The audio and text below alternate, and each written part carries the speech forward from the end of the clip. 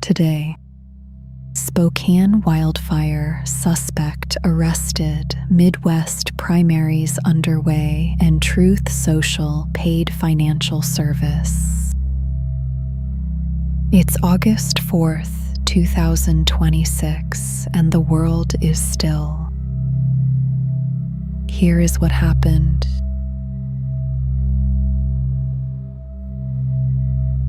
Authorities in eastern Washington have arrested a suspect in connection with the wildfires burning around Spokane.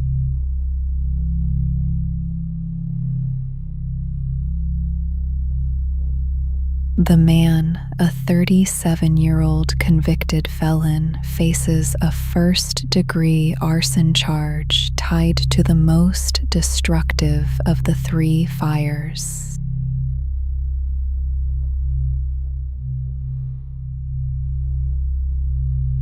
A citizen tip led investigators to him. A witness reported seeing him near the grass where the fire started.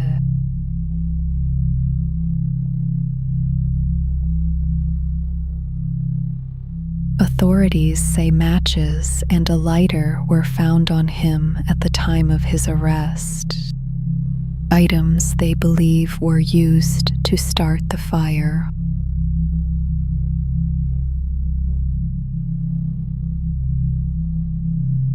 He is expected to make his first court appearance on Tuesday.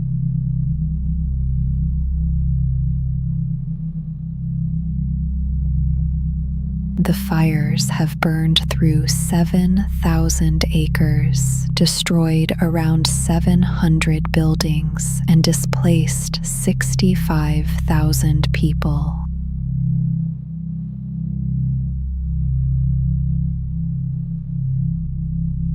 No deaths or injuries have been reported. Crews are working to contain the blazes before another heat wave arrives midweek.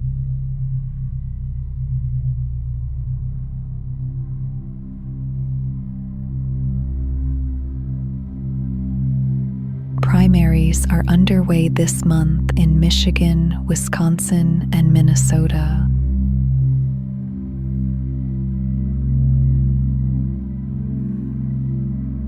Democratic voters in those states are choosing between progressive outsiders and candidates backed by the party establishment.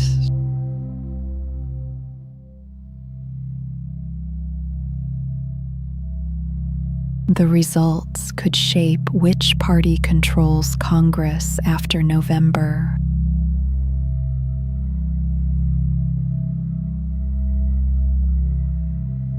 In Michigan, a former public health official is leading polls for an open Senate seat. His campaign centers on removing money from politics and expanding health care.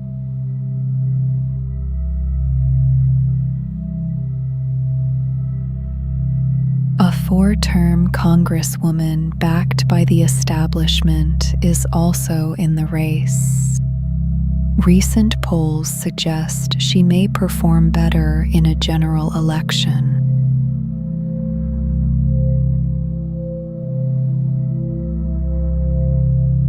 A Democratic consultant said voters appear willing to take risks on candidates whose positions could be liabilities come November.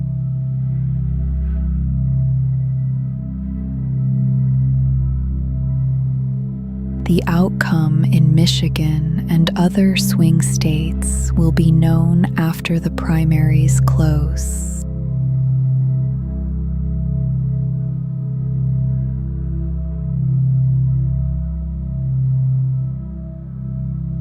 Trump Media launched a paid service to give financial firms faster access to posts on Truth Social.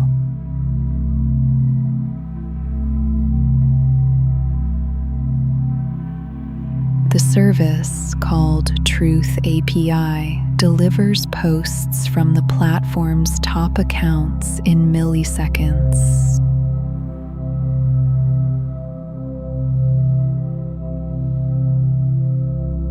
firms could be charged as much as $100,000 a month, though the company has not confirmed that figure.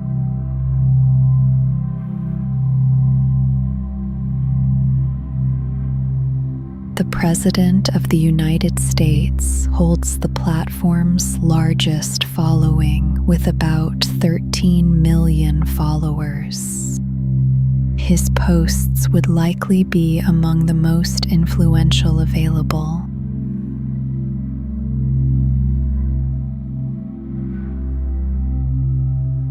The president's family remains the majority shareholder in Trump media, raising questions about whether a private company should profit from a sitting president's public statements.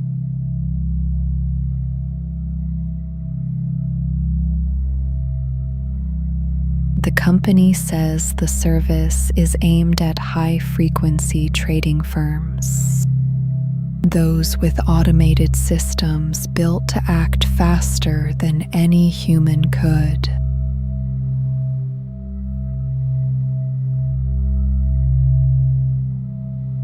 No firms have publicly confirmed signing up, and major banks contacted by the BBC either declined to comment or did not respond.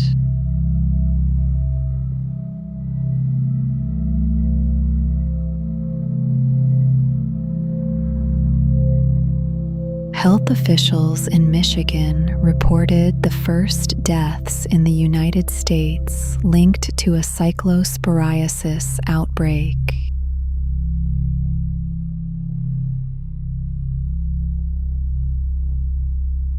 Both individuals had significant underlying health conditions, and officials say the intestinal parasite is not usually considered life-threatening.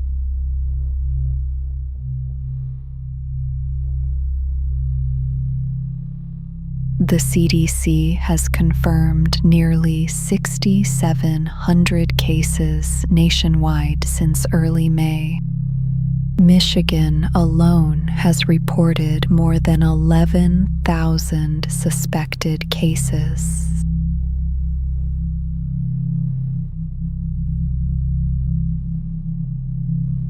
More than 24 states are suing the Trump administration over its latest tariffs.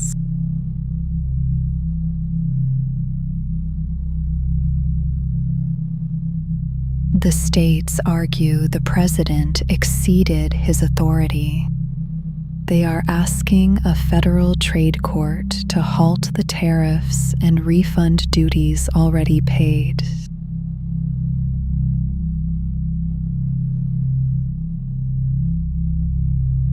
In southern Ukraine, Russia dropped 8 glide bombs over the city of Zaporizhzhia in the span of 90 minutes.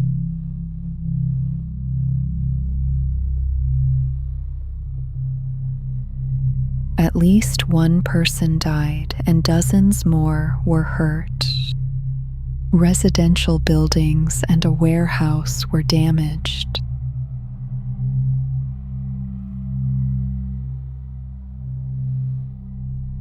Ukraine's president announced military cooperation deals with 9 countries and dismissed the country's ambassador to the United States.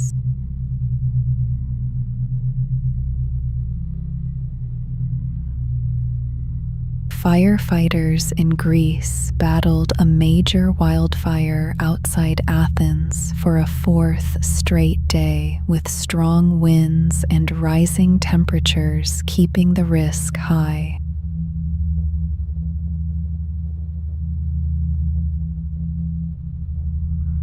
Water-dropping flights resumed after a mid-air helicopter collision killed 2 crew members the day before.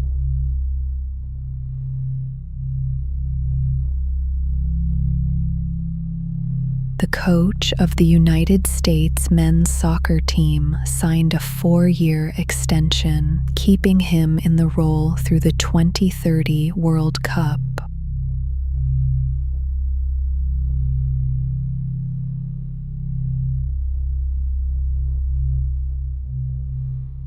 The President of the United States called off new strikes against Iran over the weekend.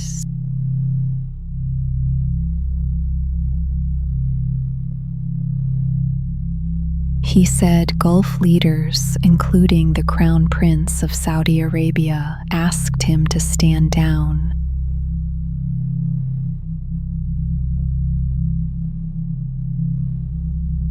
The president described the decision as Iran's last chance to reach a deal before, in his words, decapitation.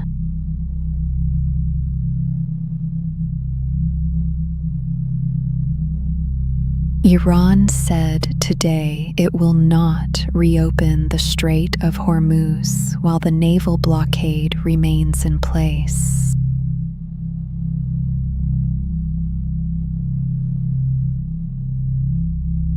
United States forces are still positioned in the region. Talks are continuing through Oman.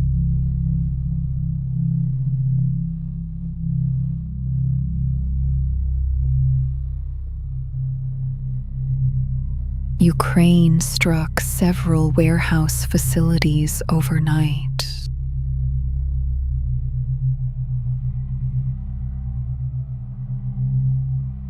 At least 5 people were killed and 10 more were hurt at an industrial site south of Moscow.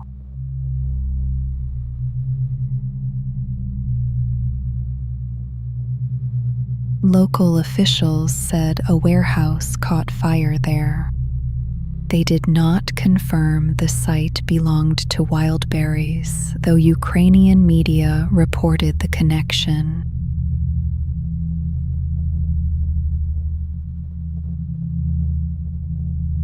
Two other Wildberries sites in the St. Petersburg and Tver regions were confirmed hits.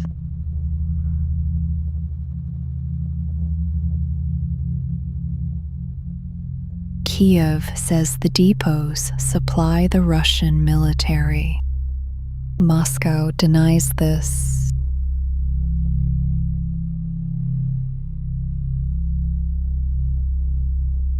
Russian strikes on Ukraine overnight killed at least 4 people, including a woman and 2 girls in a residential area in Sumy.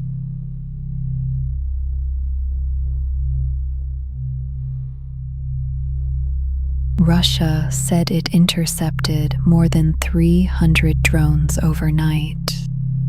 Fighting on both fronts continues.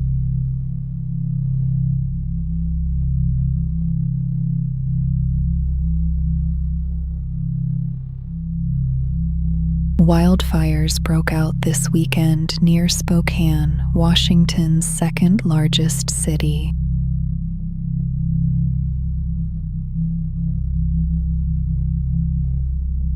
More than 60,000 people have been evacuated and hundreds of buildings have been destroyed.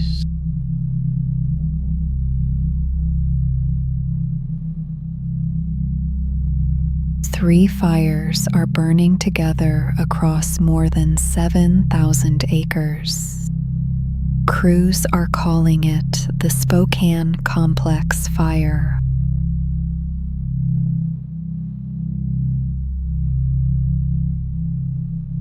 High temperatures, dry air, and strong winds pushed the fires through neighborhoods faster than crews could respond.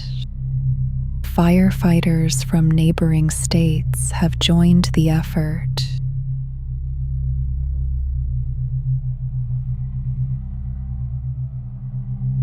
Cooler temperatures are expected over the next 2 days, and officials hope that will allow containment to begin.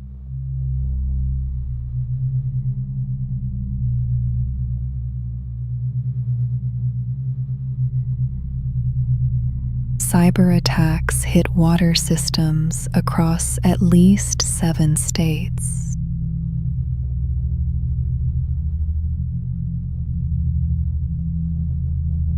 Federal officials believe Iran is likely responsible based on the pattern and scope of the attacks.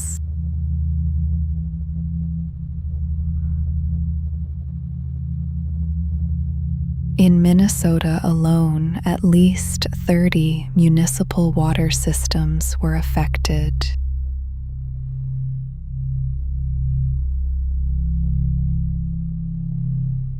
The attacks focused on disruption rather than financial gain. No water supplies were reported unsafe.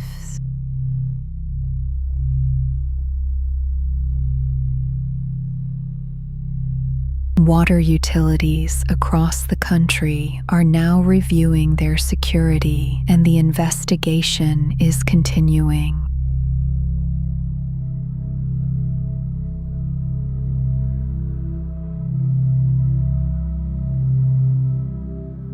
Here is what happened.